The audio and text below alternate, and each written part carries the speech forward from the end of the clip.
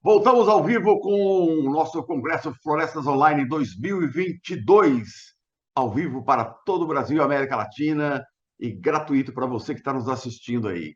E tudo isso graças aos nossos patrocinadores que estão conosco desde o primeiro congresso lá em 2016. Muito obrigado a todos, estão todo mundo aqui em volta, ó, nossos palestrantes, todo mundo aqui em volta para que você acompanhe. São esses parceiros que, graças a eles, é que nós estamos trazendo esse congresso gratuitamente para você que está aí nos assistindo. Muito obrigado a Bayer, a Controfor, a Arbogen, a Merexes, a Invix, a Comaxo Forest, a Singenta, a Atamex e principalmente também a Dinago, que é a nossa parceira desde o primeiro dia de congresso e foi a primeira empresa a estar com a gente no nosso site maisfloresta.com.br. Quando nós abrimos o site, o primeiro banner que estava lá foi da Dinago. Obrigado, Maurício Romano, obrigado a todos vocês que nos acompanham. E vamos então chamar aqui ao meu lado, quero que está do meu lado, o Jean. Bom dia, Jean. Ah, não, mas antes, espera um pouquinho. Espera um pouquinho. Jean, pode pôr o Jean aqui, pode pôr o Jean aqui do lado. Eu quero fazer o seguinte: o Jean, ele é professor lá na Universidade Federal, com essa cara de moço aí, ó, já é professor da Universidade Federal de Viçosa, já é um dos professores renomados da universidade. Jean, você é professor de agricultura, são várias coisas. Professor de silvicultura geral e também de ecofisiologia e fisiologia vegetal. Muito bem. Jean, então, bom dia, seja muito bem-vindo. Obrigado pela sua participação. Eu sei que a sua palestra é plasticidade fenotípica nas espécies florestais, conceitos e perspectivas. Eu estou louco para saber a sua palestra, para saber um pouco mais. Sabe que eu aproveito essas palestras para aprender um pouco mais. Então, não só eu, mas com todo mundo aqui, ó, está aqui do meu lado, Ana Maria Carvalho, está cumprimentando o Gabriel, Miguel Tortolero, bom dia. As pessoas que entraram aqui do Brasil inteiro, aqui, ó. Vamos lá, vou só ler alguns aqui antes que você começar, aqui, ó. Marco Antônio Oliveira, bom dia a todos. Isaele Costa, bom dia. O Cláudia Sampaio, bom dia a todos. Rafael Almeida, bom dia. André Antônio Batlesteri, bom dia. Luzia Silva, bom dia. Gabriel Rodrigues, Sérgio Silva, Álvaro Jobal Salvaia Júnior, Cássia Carneiro, Érica Maier. Todo mundo aqui online esperando a sua palestra. O tempo é seu e a paz é sua. Seja bem-vindo, Jean. Obrigado, Paulo. Obrigado a todos os presentes. Então, como o Paulo falou, o título da minha palestra é Plasticidade Fenotípica nas Espécies Florestais, Conceitos e Perspectivas. Eu vou trazer um pouco do que a gente já vem trabalhando dentro dessa linha, com as pesquisas que a gente vem desenvolvendo, tá? A palestra do Gabriel foi muito, muito interessante, muito boa. Espero dar continuidade nesse sentido, tá? Como o Paulo falou, meu nome é Jean Marcel Souza Liras, atualmente professor da Universidade Federal de Viçosa, aqui do Departamento de Engenharia Florestal, atuando nas áreas de silvicultura, fisiologia e ecofisiologia florestal. Bom, como o título da minha palestra, né, falar alguns conceitos, eu queria explicar um pouco essa ideia de plasticidade fenotípica. Então, nós temos aqui, né, os nossos genótipos, tá? E a interação entre o genótipo e o ambiente gera os nossos fenótipos. Aqui a gente pode enxergar, por exemplo, dois tipos diferentes de folha, né? Uma folha mais escura e maior, uma folha mais clara e menor. Essas diferenças de estrutura, de morfologia, da parte da anatomia interna, dos processos a nível de troca gasosa, essas diferenças, ela acontece pelo fenótipo expresso, tá? E muitas das vezes você tem diferentes comportamentos a nível de crescimento, né, estabelecimento das espécies em função do fenótipo apresentado, tá? Então, quando a gente fala de plasticidade fenotípica, é a capacidade do mesmo genótipo exibir diferentes fenótipos de acordo com a interação do ambiente.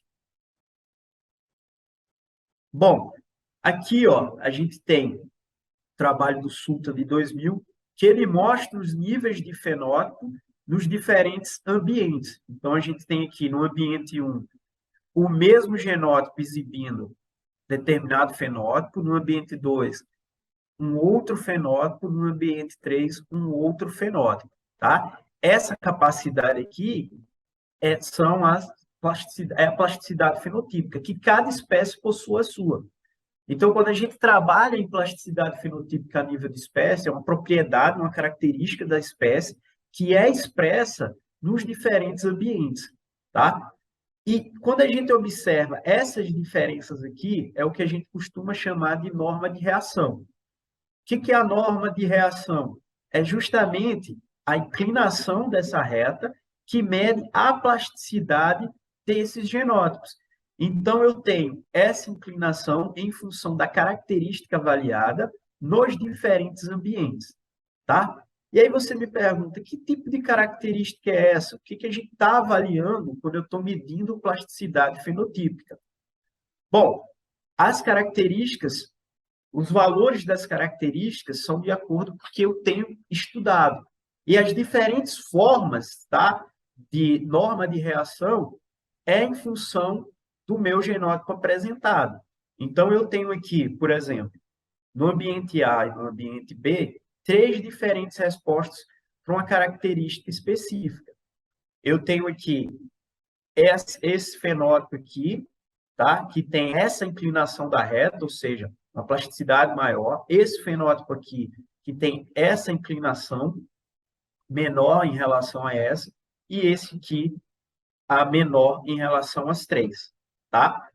Bom, esses tipos de resposta, em função da característica, do valor da característica, ele pode ser classificado como uma resposta ativa, tá? Quando você tem esse comportamento aqui ascendente, uma inclinação maior da reta, uma resposta observada, que é aquilo que a gente consegue medir ali, que está sendo expresso, e uma resposta passiva. Então, toda vez que eu colocar aquele meu genótipo nos diferentes ambientes, eu vou observar, naquela característica de interesse, um comportamento em relação à minha plasticidade.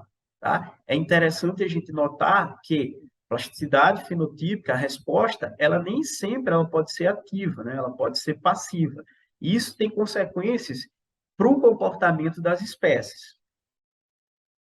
Bom, as características que a gente vem trabalhando, elas podem ser, por exemplo, massa foliar por unidade diária, tá? Que é uma característica a nível de órgão, né? É uma medida relativa facilmente correlacionada com a taxa de crescimento relativo, capacidade fotossintética, tempo de vida da folha e teor de nitrogênio da folha.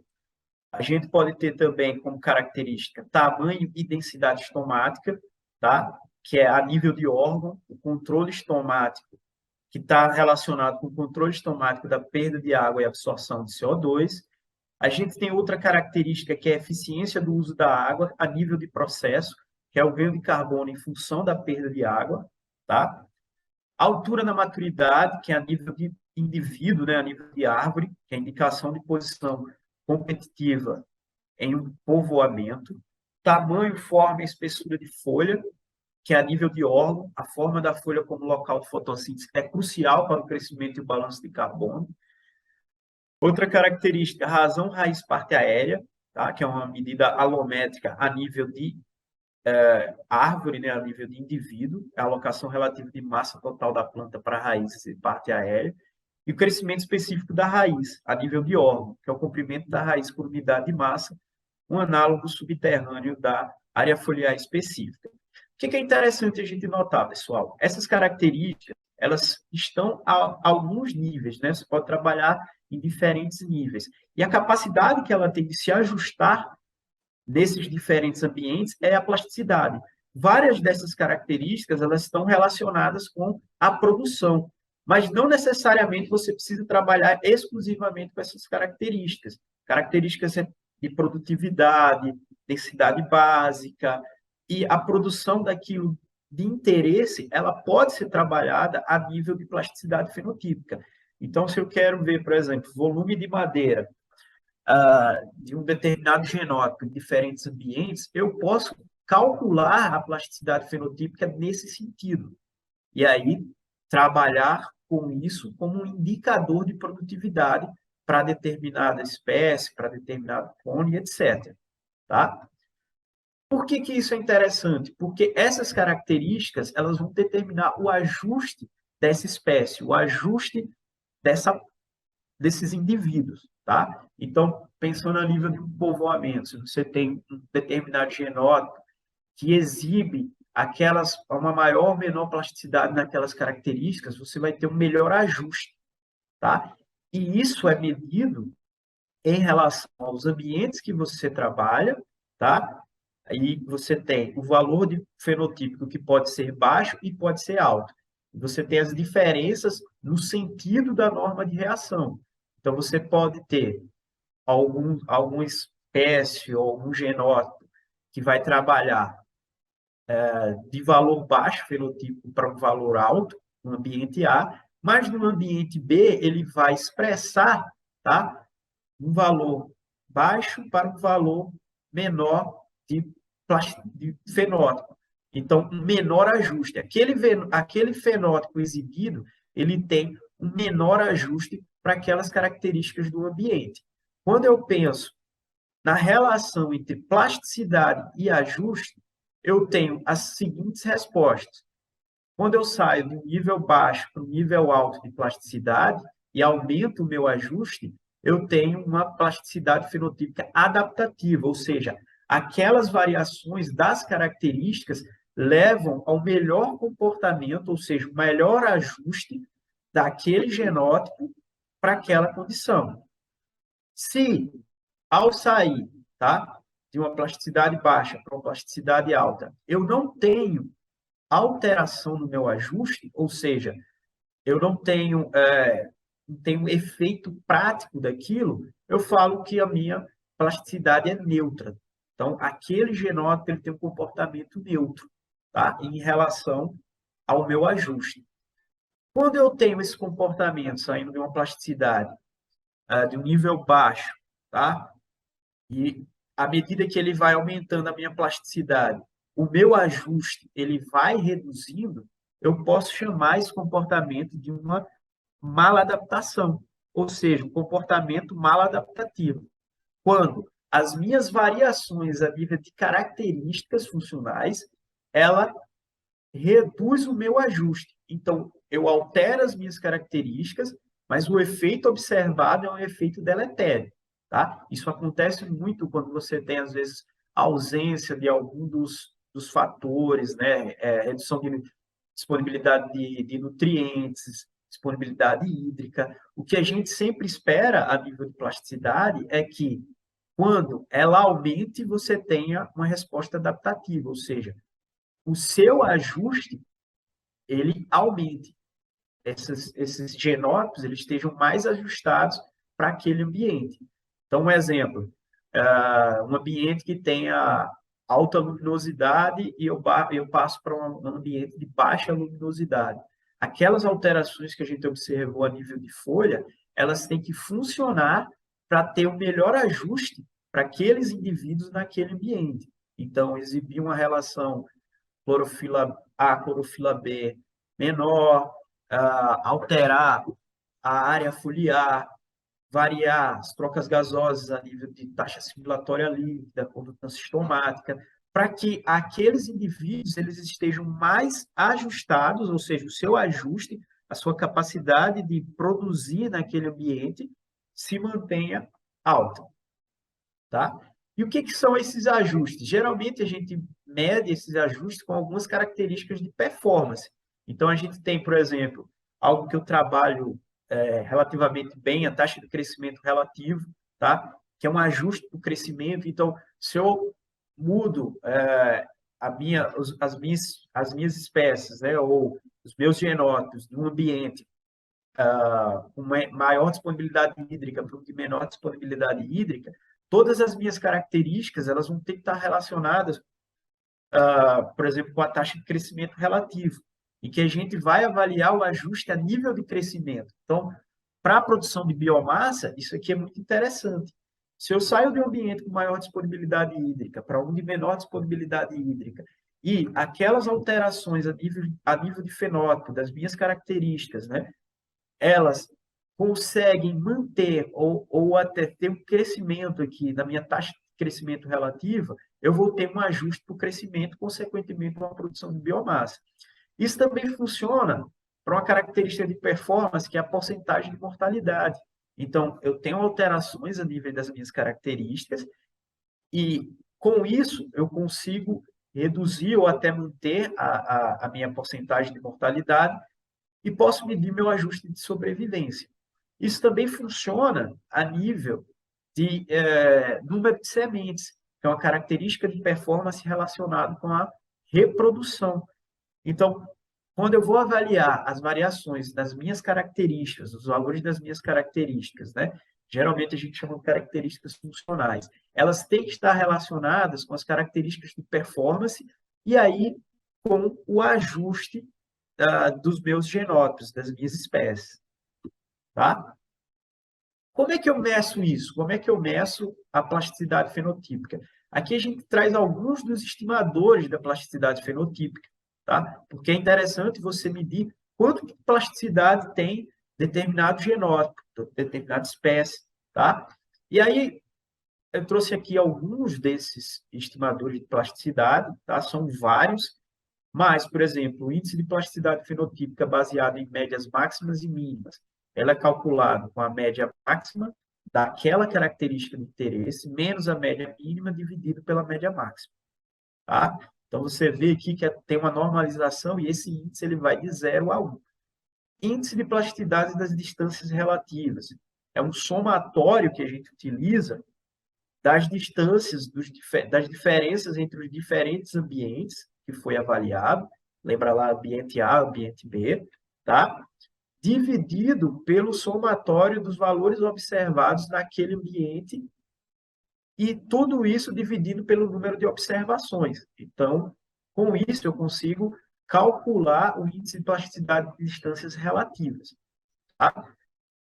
Outro índice que é utilizado é o índice de plasticidade padronizado ambientalmente, em que eu vou pegar a maior valor de característica de determinado ambiente e diminuir pelo menor valor daquele ambiente, dividido pelo modo dos valores observados nos ambientes de maior e menor valor de característica. Então, essas são algumas formas de trabalhar a questão da plasticidade, de eu quantificar a plasticidade fenotípica. No entanto, se vocês prestarem atenção, cada um desses índices ele vai trabalhar apenas com uma característica por vez, tá? Então, se eu quero medir, por exemplo, área foliar específica, ou área da folha, ou arquitetura de sistema radicular, ou razão raiz parte aérea. Então, esses índices eles vão me dar o valor de plasticidade para cada uma dessas características por vez. Isso é interessante, porque mais para frente a gente vai mostrar um índice que foi desenvolvido e que ele supera essa limitação dos índices, tá? Bom, como é que a gente usa isso? Esse é um trabalho feito pelo nosso grupo, em que a gente avaliou a plasticidade fenotípica de pimenta pseudocarophyllus, né, sobre diferentes condições de luz. E aí a gente observou, aqui a gente utilizou o RDPI, tá? As variações, né, as características a nível de processo e a nível de estrutura, tá? Então a gente observa aqui que as características que foram mais plásticas, elas foram relacionadas com a transpiração, tá? A concentração interna de carbono, clorofila A, clorofila B. O que isso significa, gente? Significa que quando eu saio de um ambiente que tem alta radiação para um ambiente de baixa radiação, essas características aqui foram a que mais se alteraram para promover aquele ajuste que eu falei, tá? A nível de quê? A nível de comportamento da folha, tá? Outras características como a taxa assimilatória líquida, área foliar específica, são menos plásticas, ou seja, elas modificam menos. Essa espécie, ela altera menos essas características para manter o seu ajuste. Isso é interessante? Não é interessante? Depende do objetivo que você tem para aquela espécie. Nesse caso, era só para entender o comportamento ecológico dela. E uma das características que está tida como uma das principais, a relação raiz-parte aérea, foi a característica menos plástica daquelas que a gente avaliou. Então, a razão raiz-parte aérea pouco se alterou, ou seja, pouco se modificou em relação à condição de radiação, tá? Com isso, você consegue ter um screening, né, das espécies, observar quais características para aqueles ambientes, e aí a gente pensando a nível de produção, quais são as características que estão mais relacionadas para aquele ajuste. Aquele ajuste pode ser, por exemplo, volume de madeira, biomassa produzida, e aí entender como é que essas características estão relacionadas a eles e qual é a plasticidade delas, para a gente tentar avaliar aquele ajuste, tá? Para o seu objetivo, para a produção de interesse, tá? Para o ajuste daquela característica de interesse. Bom, outro trabalho, a gente avaliou, tá? A fisiologia, anatomia e contraste alométrico de árvores do cerrado, né, da albérgia, em ambientes de sol e de sombra. Então, aqui, de novo, a gente viu qual dessas características, tá? E aí a gente dividiu as características como alométricas, fisiológicas e anatômicas. E a gente observou que, diferente da pimenta, a da alberja, ela tem, sim, uma plasticidade muito maior a nível de razão raiz parte aérea. Então, diferente daquela outra espécie, essa espécie, ela apresenta como maior plástica, tá? A razão raiz parte aérea. Isso é interessante se a gente pensar para ajuste de ambientes com baixa disponibilidade hídrica, que não é o caso aqui do nosso trabalho. Em contrapartida, as características fisiológicas, elas foram as que apresentaram valores mais baixos, né? Mas não em relação às anatômicas. Então, dentro da espécie, você tem, nos diferentes níveis, né, de características, comportamentos de plasticidade distintos. E isso é muito interessante, porque essas características elas vão estar mais ou menos relacionadas para o ajuste de interesse. Tá? É interessante a gente ter isso em mente. Então, por exemplo, para a questão do ajuste para ambientes de sombra e alta radiação, características como teor de clorofila, você conseguir alterar seu teor de clorofila em função da disponibilidade de luz, é uma característica interessante. Tá? Isso está diretamente relacionado com os processos fotossintéticos. Bom, aqui é um outro exemplo, né, de um trabalho que a gente está realizando, em que a gente testou algumas espécies na recuperação de mata ciliar do Baixo São Francisco, e aí a gente viu que algumas espécies elas tinham maior e menor tolerância ao alagamento. Então, a gente tinha algumas espécies que tinham uma maior e outras uma menor taxa de mortalidade. O que a gente fez? A gente quantificou a plasticidade através do RDPI, tá? Para as diferentes características, tá? E aí a gente classificou para altura, diâmetro do colo, peso a massa seca da raiz, massa seca da parte aérea, número de folhas, massa seca total, área da folha, taxa de crescimento relativo. Então, para as diferentes espécies aqui, ó, a gente quantificou a plasticidade, tá? E aí você vê que para Cássia grandes, a taxa de crescimento relativo foi uma característica, né, que tem uma maior plasticidade, número de folha aqui para o heterolóbio, para a genipa americana, você tem aqui a massa seca da raiz, tá? Então, você consegue criar um perfil, tá, a nível de plasticidade para as diferentes características por espécie. O que isso é interessante? Quando a gente levou para o RDPI em relação a relação raiz-parte aérea, que é uma característica baseado na literatura que a gente viu que tinha uma maior relação ao ajuste em ambientes alagados, o que a gente observou?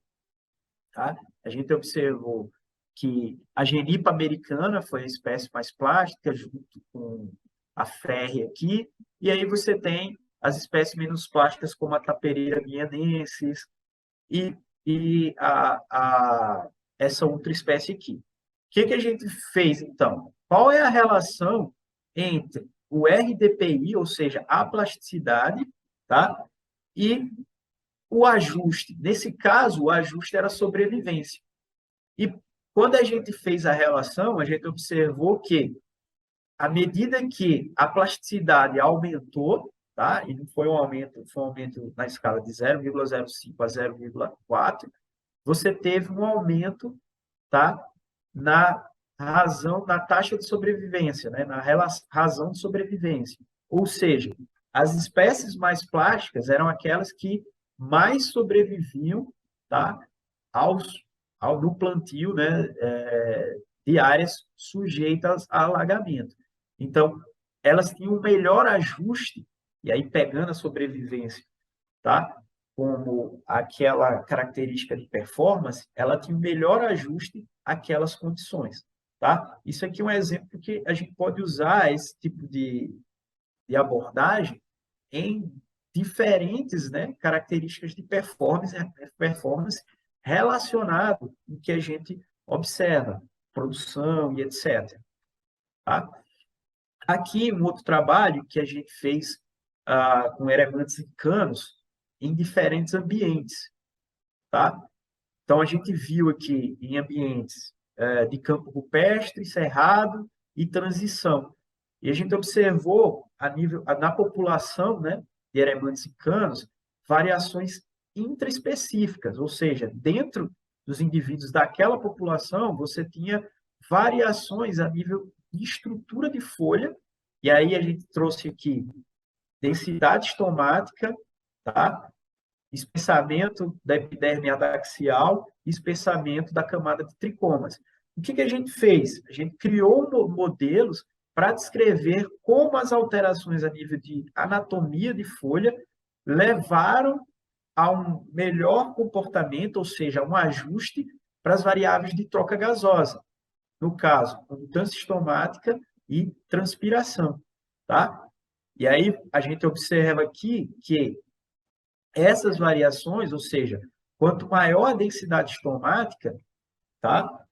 Nos diferentes ambientes, você tem um ganho de condutância estomática. Aqui, o contrário. Quando eu reduzo, tá? Quando eu aumento o meu espessamento da epiderme adaxial, eu tenho uma redução de transpiração, assim como eu aumento o espessamento da camada de tricomas. E aí, o que a gente observa aqui? Que os indivíduos que estavam na zona de transição e que apresentaram maior espessamento da epiderme adaxial, maior espessamento da camada de tricomas, apresentaram maior taxa assimilatória líquida, tá? Menor transpiração, consequentemente, uma maior eficiência do uso da água, que é o ajuste, tá? Pensando em ambientes com baixa disponibilidade hídrica. Então, esses indivíduos, eles conseguiram aumentar a sua eficiência do uso da água pela redução da transpiração em função do aumento do espessamento da epiderme adaxial e da camada de tricomas. Isso só é possível em função da plasticidade das estruturas de folha. Tá? Bom, o que a gente viu até agora? Trabalhar com características distintas, né? A gente consegue trabalhar uma característica por vez através daqueles índices de plasticidade. Isso é uma limitação quando eu penso em ranquear as espécies a nível de plasticidade e utilizar essa informação para plantios em diferentes ambientes com determinadas características. Então, no ano passado, né, a gente conseguiu publicar um trabalho, tá, que é uma nova abordagem, uma nova metodologia para quantificar a plasticidade fenotípica de maneira integrada. Então, você tem um índice de plasticidade para toda aquela planta, e não só um para cada uma das características. Tá? Então, o índice ele se baseia em trabalhar uma análise multivariada, a gente trabalhou com a PCA, tá?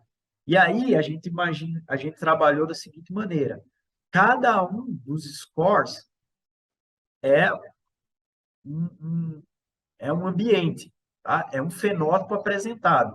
E as distâncias euclidianas, elas são as nossas normas de reação.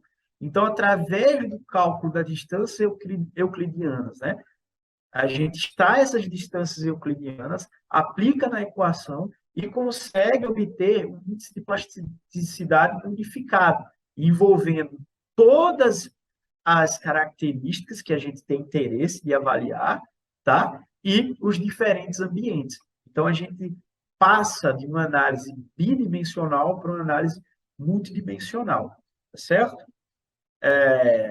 Qual a vantagem desse uso aqui? Bom, aqui a gente tem os diferentes ambientes e a nossa plasticidade fenotípica, tá? Para cada um desses ambientes.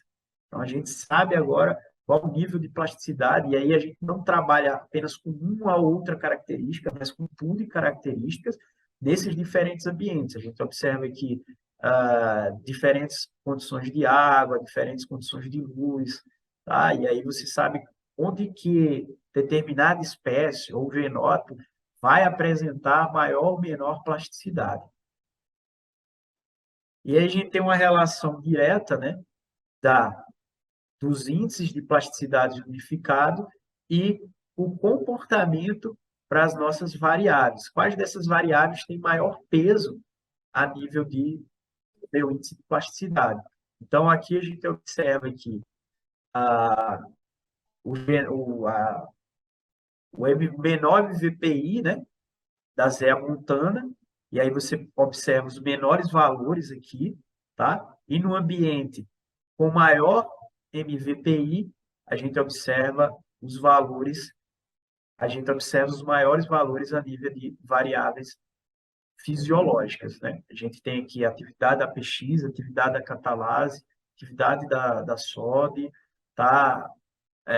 Níveis de ácido ascórbico, peróxido, taxa assimilatória líquida, conduta astomática, transpiração e eficiência do uso da água e temperatura da folha. Então, você vai observando aqui que naqueles ambientes com maior plasticidade ocorrem os maiores os valores aqui para essas variáveis fisiológicas. Então, você consegue fazer uma triagem baseado no seu índice de plasticidade unificado, tá? Quais são as utilizações da plasticidade, como a gente imagina a utilização do índice de plasticidade unificado? Esse aqui é um trabalho, tá, de 2019, em que a utilização de modelos de distribuição de espécies que levam em conta a adaptação e a plasticidade fenotípica. Então, a plasticidade fenotípica ela já é uma variável que está sendo utilizada para distribuição de espécies, ou seja, espécies mais plásticas e espécies menos plásticas, é levada em consideração dentro desse contexto de distribuição de espécies, tá? E outro exemplo, né, é uma avaliação multissítio, utilizando o modelo de 3PG, tá? Para clones de eucalipto com alta plasticidade fenotípica no Brasil. Então, utilização desse modelo com clones de alta plasticidade fenotípica, e aí, quando você tem um índice que unifica isso tudo, essa avaliação de plasticidade fenotípica ela fica mais fácil, e o uso desse índice unificado, o valor desse índice, ele pode entrar como um parâmetro na utilização desses modelos. E aí ele vai ser importante para saber a capacidade de ajuste da características de interesse nesses possíveis ambientes de implantação, né, dos povoamentos florestais, tá? Aí o índice ele teria essa capacidade. Aqui está a nossa referencial. Agradeço mais uma vez o convite e deixo o contato para quem tiver interesse. Bom, eu digo nosso diretor deixar mais um pouquinho o contato aí. Pode pôr aí, Guilherme, deixa o contato do Jean aí mais um pouquinho para as pessoas possam anotar. Jean, você tirou. Não tem problema, não. Coloca o Jean lá ao meu lado aqui na tela. Jean, então o seu contato é Jean. Voltou. Tá, o Jean está colocando de novo. Vai no final lá, Jean, só para a gente colocar o seu contato, que é sempre bom. Aí, contato. jean.lira@ufv.br. Repetindo, jean.lira@ufv.br. Obrigado, Jean, e obrigado, Guilherme, nosso diretor. Voltando aqui nós dois, eu quero fazer uma pergunta que sempre pode participar a sua. Isso, obrigado, Jean. Vamos lá. Eu fico me perguntando aqui, como é que era antes e como é que é agora, Jean? O que aconteceu na evolução desses últimos anos, esses últimos, vai lá, 30 anos, vamos pôr um limite aí. Como é que era esse estudo? Como é que é hoje? Qual foi essa evolução? Como é que as pessoas faziam antes de ter todos esses estudos?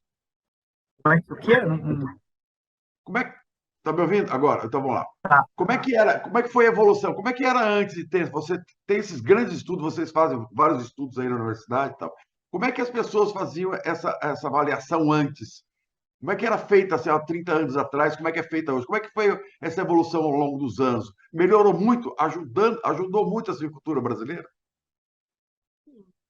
Porque há 30 anos atrás, os trabalhos eram empíricos, como continua sendo hoje, mas a gente não tinha esse nível de aprofundamento e de detalhamento.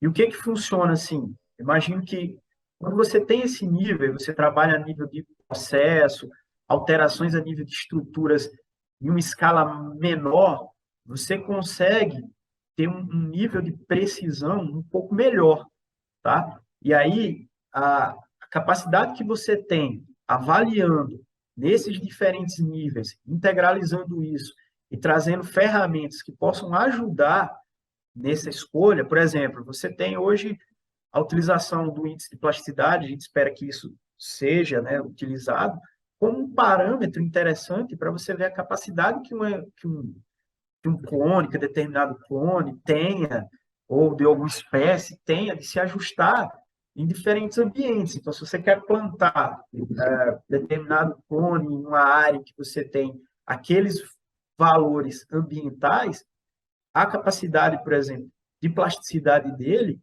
é um bom parâmetro para você saber se ele vai conseguir se ajustar e conseguir crescer. A gente precisa integrar isso com as necessidades do silvicultor. O que, que ele tem interesse? O que, que ele quer produzir? Trabalhar agora mais aplicado, porque o modelo ele está criado, ele está testado, ele está aprovado. A gente só precisa entrar com as características que o silvicultor, que as empresas tenham interesse. Ah, eu tenho mais interesse em produção maior de fibra, tenho mais interesse em uma densidade básica menor e etc. Então, o modelo, quando ele é criado, ele vai ajudar nesse sentido. É uma ferramenta, né? E essa ferramenta ela pode ser usada em diferentes aplicações. Obrigado, Jean. Vamos lá. Ô, Vicente Rando Neto, bom dia. José Mauro de Almeida, parabéns, Jean, excelente apresentação. Arthur Araújo, parabéns, professor Jean, excelente apresentação. Eli Campos Teixeira Dias, nosso professor, já foi palestrante também no nosso congresso, palestras online. Parabéns, Jean. Vejo muita possibilidade de estudos em parceria com a ideologia florestal. Existe essa parceria hoje, Jean? A gente está construindo, eu cheguei recente, né? Tem 3 meses que eu estou aqui, professor Eli, professor Arthur, então a gente tem trabalhado, conversado muito e a fisiologia, né, que é a minha área de pesquisa, ela possibilita esse tipo de interação. Então, a gente vai sim realizar essas parcerias, a gente tem muito interesse em trabalhar todas essas questões em diferentes escalas, em diferentes modelos, em diferentes aplicações, tanto com o pessoal da hidrologia, quanto com o pessoal do melhoramento, com o pessoal do manejo. A gente já tem conversado sobre isso e aí, com o tempo, tá, a gente já vai desenvolver, sim, esses trabalhos. Bom, vamos lá. A Ariclenes Aníbal Balarotti, Jean, muito interessante sua apresentação. Parabéns. Glaucio Thaís Oliveira Souza, parabéns pela excelente apresentação. Luiz Alberto Batista de Moraes, grande amigo, apresentação brilhante. A Glaucio Thaís Oliveira Souza pergunta o seguinte: a plasticidade fenotípica é estudada mais por influência da radiação solar. O tipo de solo também pode influenciar na plasticidade fenotípica de uma espécie, Jean? Tipo de solo, disponibilidade de nutrientes, disponibilidade hídrica, vários desses trabalhos a gente trabalhou com disponibilidade hídrica, tá? Então, tudo isso, qualquer, qualquer fator abiótico que interaja com o genótipo, a gente pode trabalhar a plasticidade fenotípica. É óbvio que a radiação ela teve um peso muito importante porque ela está diretamente relacionada com área foliar, processos a nível de troca gasosa. Mas hoje a gente tem trabalhado, por exemplo, com a arquitetura do sistema radicular. A plasticidade da arquitetura do sistema radicular, inclusive, tem um trabalho que a gente fez, não é uma cultura silvícola, é uma cultura agrícola, mas é o milho, que a gente testou 2 milhos da Embrapa, que eles tinham um milho tolerante e um milho suscetível à seca. E eles queriam entender a plasticidade desses dois genótipos. E a gente percebeu o seguinte, que o milho que era tolerante, ele era até menos plástico em termos de número de características. Só que ele tinha nas características que eram mais importantes para a seca a maior plasticidade. Entendeu? Então, por exemplo, característica e arquitetura do sistema radicular dele, uma plasticidade enorme. Quando tinha água disponível, ele conseguia alterar aquilo ali, e quando não tinha, ele modificava a sua arquitetura para ser mais funcional, ser mais eficiente, tá?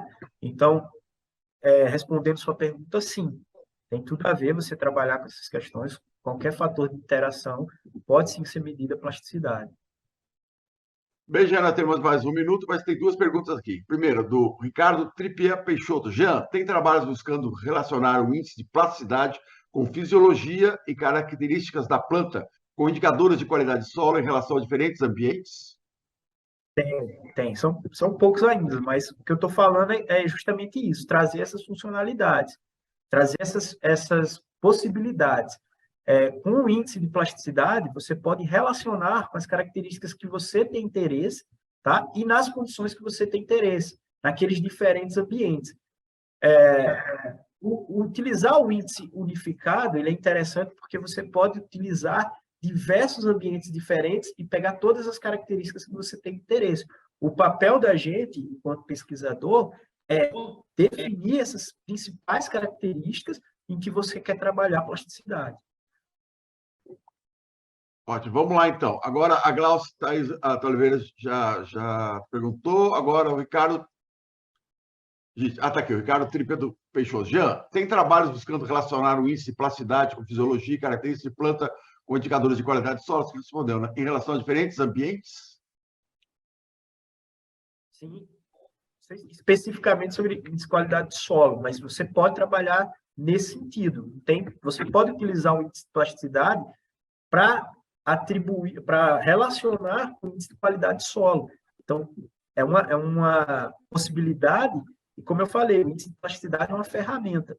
Você pode usar nesse sentido. Seria interessante. Se quiser, você me manda um e-mail, a gente pode conversar sobre isso. Tá ótimo. Nosso tempo já está acabando, mas aqui vamos lá.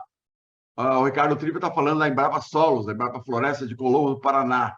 O Arce Leite, excelente palestra. Vinícius Castro, parabéns, Jean, excelente apresentação.